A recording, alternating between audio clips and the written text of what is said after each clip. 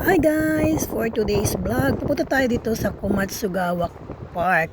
Maglalakad tayo. Ayan, nakalagay dyan. Yan ang entrance. Marami siyang entrance, pero ito yung pinakamalapit ngayon na puntahan kong entrance. Medyo paakyat yan mga katita loves.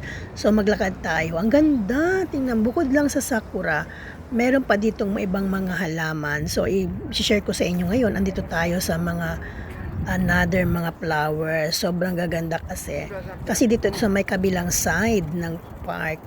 So ang ganda ng combination ng sakura at ng mga iba't ibang mga bulaklak for today's mga katita loves.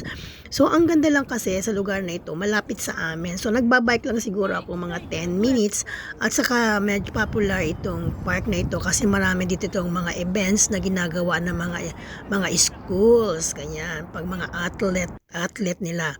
Ang ganda, tingnan nyo naman mga katita, sobrang ganda ng view at ang colorful na mga bulaklak. So minsan lang ito sa isang taon pag summer, kaya super enjoy ang mga hapon.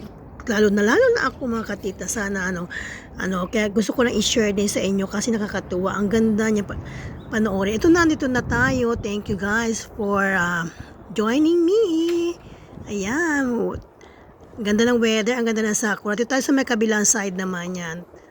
Thank you for watching. Have a nice day sa inyo palagi. Bye!